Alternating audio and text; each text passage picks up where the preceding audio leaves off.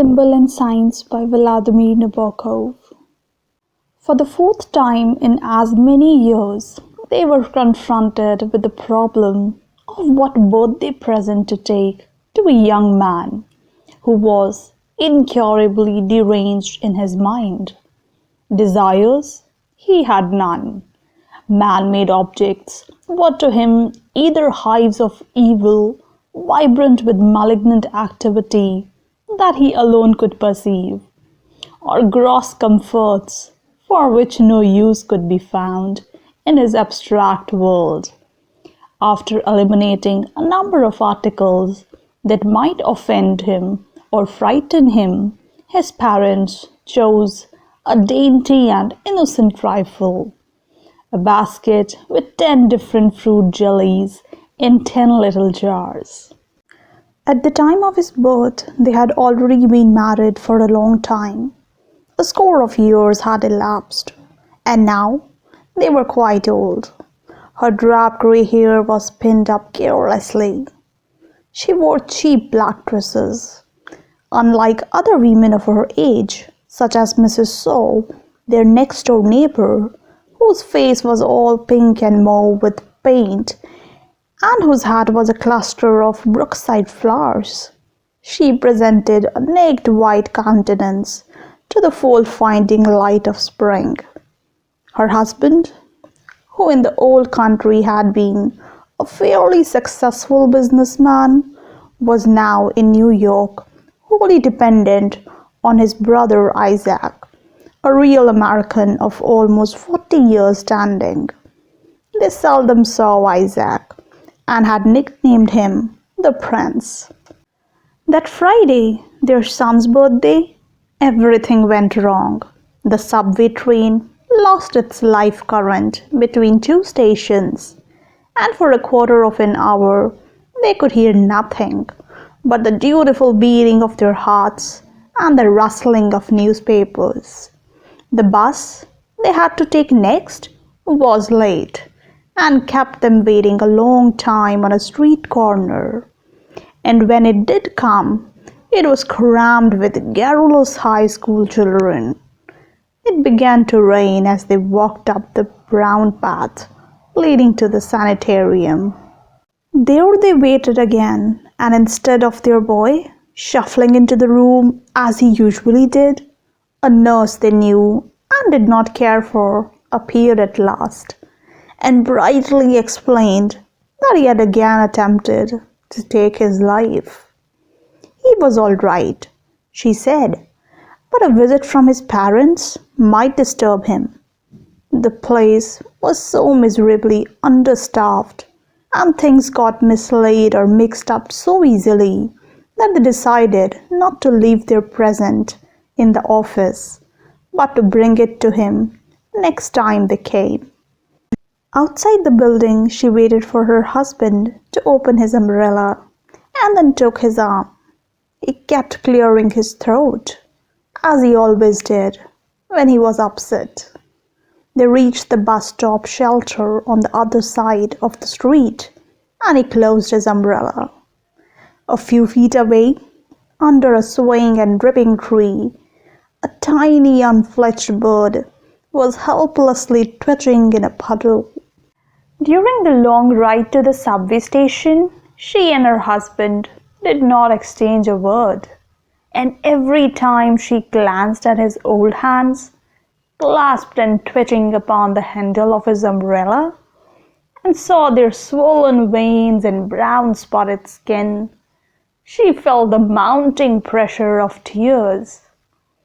As she looked around, trying to hook her mind onto something, it gave her a kind of soft shock, a mixture of compassion and wonder, to notice that one of the passengers, a girl with dark hair and grubby red toenails, was weeping on the shoulder of an older woman.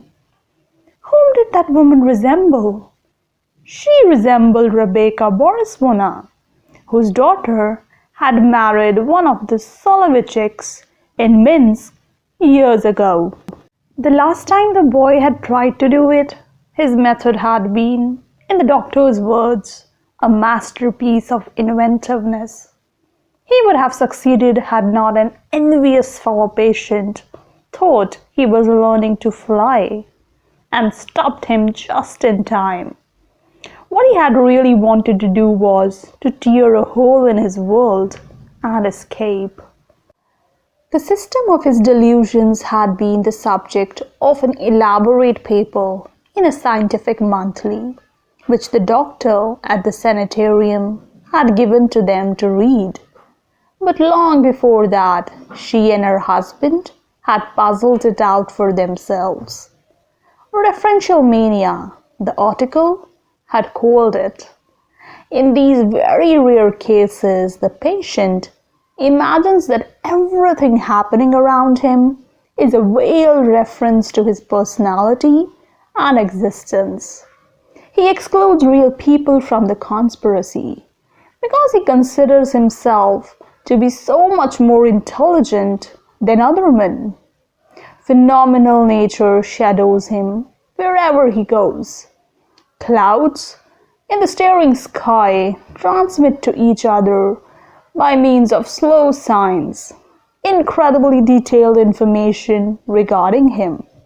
His inmost thoughts are discussed at nightfall in manual alphabet by darkly gesticulating trees. Pebbles or stains or sunflakes form patterns representing, in some awful way, messages that he must intercept. Everything is a cipher, and of everything, he is the theme. All around him there are spies. Some of them are detached observers, like glass surfaces and still pools. Others, such as coats in store windows, are prejudiced witnesses, lynchers at heart. Others, again, are hysterical to the point of insanity, have a distorted opinion of him, and grotesquely misinterpret his actions. He must be always on his guard and devote every minute and module of life to the decoding of the undulation of things. The very air he exhales is indexed and filed away. If only the interest he provokes were limited to his immediate surroundings. But alas, it is not. With distance, the torrents of wild scandal increase in volume and volubility. The silhouettes of his blood corpuscles, magnified 1,000,000 times, flit over vast plains and still farther away, great mountains of unbearable solidity and height sum up, in terms of granite and groaning firs, the ultimate truth of his being. When they emerged from the thunder and foul air of the subway, the last rays of the day were mixed with the street lights. She wanted to buy some fish for supper, so she handed him the basket of jelly jars, telling him to go home. Accordingly, he returned to their tenement house, walked up to the third landing, and then remembered he had given her his keys earlier in the day. In the silence he sat down on the steps, and in silence rose, when some 10 minutes later she came trudging heavily up the stairs, smiling wanly and shaking her head in deprecation of her silliness. They entered their two-room flat, and he at once went to the mirror, straining the corners of his mouth apart by means of his thumbs. With a horrible mask-like grimace, he removed his new, hopelessly uncomfortable dental plate. He read his Russian language newspaper while she laid the table. Still reading, he ate the pale victuals that needed no teeth. She knew his moods and was also silent. When he had gone to bed, she remained in the living room with her pack of soiled playing cards and her old photograph albums. Across the narrow courtyard, where the rain tinkled in the dark against some ash cans, windows were blindly alight, and in one of them a black-trousered man, with his hands clasped under his head and his elbows raised, could be seen lying supine on an untidy bed. She pulled the blind down and examined the photographs. As a baby, he looked more surprised than most babies. A photograph of a German maid they had had in Leipzig, and her fat-faced fiancé fell out of the fold of the album. She turned the pages of the book. Minsk, the Revolution, Leipzig, Berlin, Leipzig again, a slanting house front, badly out of focus. Here was the boy when he was 4 years old, in a park, shyly, with puckered forehead, looking away from an eager squirrel, as he would have from any other stranger. Here was Aunt Rosa, a fuzzy, angular, wild-eyed old lady, who had lived in a tremulous world of bad news, bankruptcies, train accidents, and cancerous growths, until the Germans put her to death, together with all the people she had worried about. The boy, age 6, that was when he drew wonderful birds with human hands and feet, and suffered from insomnia like a grown-up man. His cousin, now a famous chess player. The boy again, aged about 8, already hard to understand, afraid of the wallpaper in the passage, afraid of a certain picture in the book, which merely showed an idyllic landscape with rocks on the hillside and an old cart wheel hanging from the one branch of a leafless tree.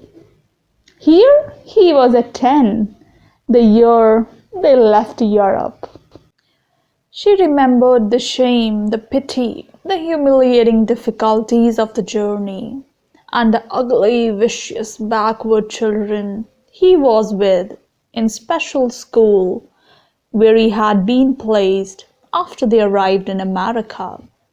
And then came a time in his life, coinciding with the long convalescence after pneumonia, when those little phobias of his, which his parents had stubbornly regarded as the eccentricities of prodigiously gifted child, hardened, as it were, into a dense tangle of logically interacting illusions, making them totally inaccessible to normal minds. All this and much more she had accepted, for, after all, living does mean accepting the loss of one joy after another. Not even joys in her case, mere possibilities of improvement. She thought of the recurrent waves of pain that for some reason or other she and her husband had to endure, of the invisible giants hurting her boy in some unimaginable fashion, of the incalculable amount of tenderness contained in the world, of the fate of this tenderness, which is either crushed or wasted or transformed into madness, of neglected children humming to themselves in unswept corners, of beautiful weeds that cannot hide from the farmer. It was nearly midnight. From the living room she heard her husband moan, and presently she staggered in, wearing over his nightgown the old overcoat with the astrakhan collar that he much preferred to his blue nice bathrobe. "I can't sleep," he cried. "Why can't you sleep?" she asked. "You were so tired." "I can't sleep because I'm dying," he said, and lay down on the couch. Is it your stomach? Do you want me to call Dr. Solov?" No doctors, no doctors, he moaned. To the devil with the doctors. We must get him out of there quick. Otherwise, we'll be responsible. Responsible. He hauled himself into a sitting position, both feet on the floor, thumping his forehead with his clenched fist. All right, she said quietly. We will bring him tomorrow. I would like some tea, said her husband, and went out to the bathroom. Bending with difficulty, she retrieved some playing cards and a photograph or two that had slipped to the floor. The knave of hearts, the nine of spades, the ace of spades, the maid Elsa, and her bestial boo. He returned in high spirits, saying in a loud voice, I have it all figured out. We will give him the bedroom. Each of us will spend part of the night near him and the other part on this couch. We will have the doctor see him at least twice a week. It does not matter what the prince says. We won't have much to say anyway, because it will come out cheaper. The telephone rang. It was an unusual hour for it to ring. He stood in the middle of the room, groping with his foot for one slipper that had come off, and childishly toothless gaped at his wife, since she knew more English than he. She always attended to the calls. Can I speak to Charlie? A girl's dull little voice said to her now. What number do you want? No, you have the wrong number. She put the receiver down gently, and her hand went to her heart. It frightened me, she said. He smiled a quick smile and immediately resumed his excited monologue. They would fetch him as soon as it was day. For his own protection, they would keep all the knives in a locked drawer. Even at his worst, he presented no danger to other people. The telephone rang a second time. The same toneless, anxious young voice asked for Charlie. You have the incorrect number. I will tell you what you're doing. You're turning the letter O instead of the zero. She hung up again. They sat down to their unexpected festive midnight tea. He sipped noisily. His face was flushed. Every now and then he raised his glass with a circular motion so as to make the sugar dissolve more thoroughly. The vein on the side of his bald head stood out conspicuously, and silvery bristles showed on his chin. The birthday present stood on the table.